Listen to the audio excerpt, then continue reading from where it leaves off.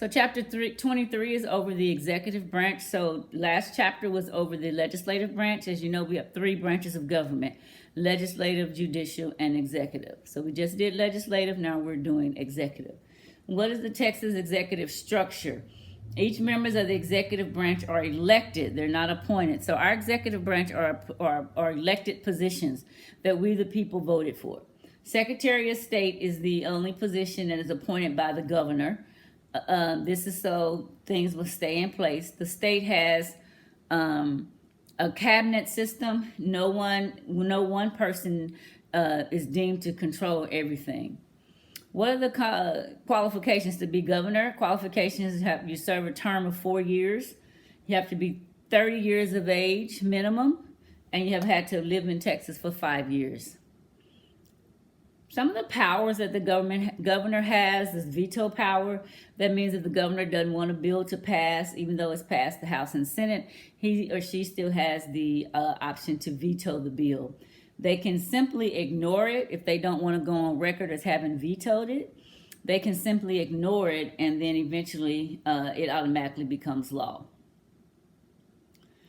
As it relates to budgetary powers, the governor can only make recommendations to the legislature, because the legislature has its own budget board, and that consists of the lieutenant governor, the speaker of the House, and 8 other members of Congress.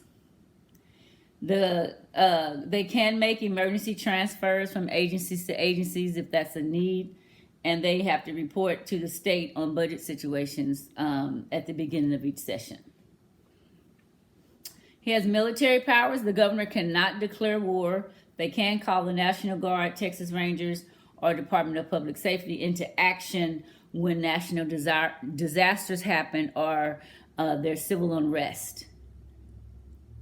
They have appointment powers. The governor can appoint up to 150 people to different boards and commissions, and those positions are for good for 6 years.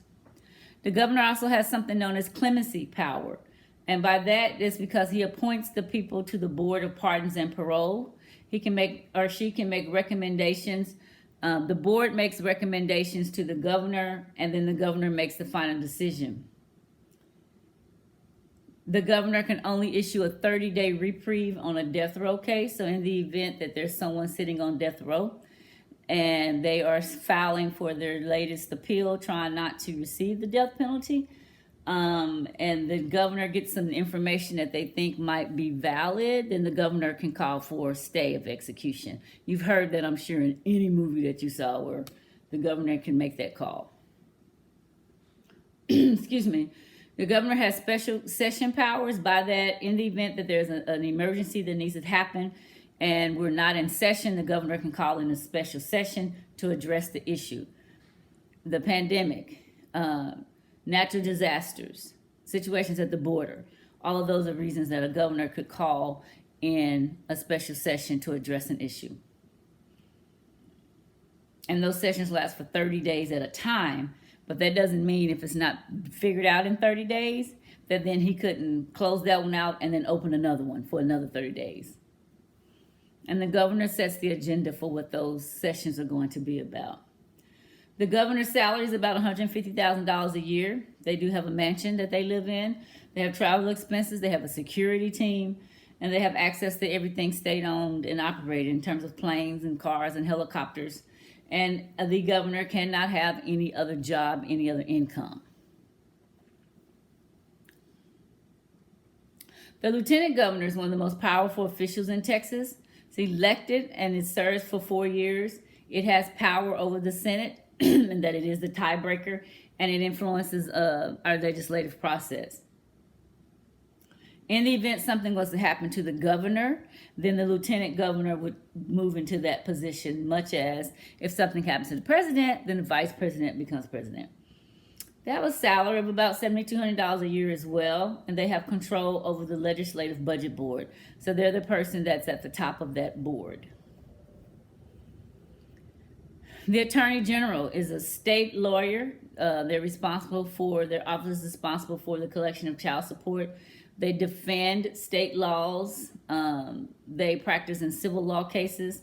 They serve a 4-year term, and their salary is about $150,000 as well. This was a couple of years ago, so salaries may have increased some. Who's the Comptroller of Public Accountants?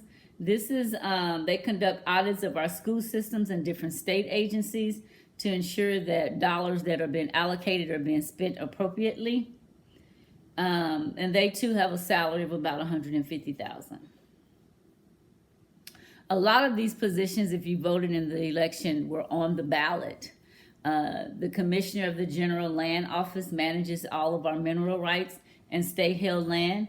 The state owns about 22 million acres of land, and this particular office also provides loans on land to veterans. Commissioner of Agriculture is responsible for ensuring there is support for our agricultural research. They make about $92,000 a year, and they are the ones, this particular commission, are the ones that's in charge of our inspections of our scales and our pumps. And then you have the Secretary of State, which in lots of states lately during this past election cycle has become a very important position because they carry out the elections in states and they certify the election results once they come in. So it's become a pretty important and powerful position over the last several election cycles. They're appointed by the governor, and their salary ranges about $125,000. So that is our executive branch.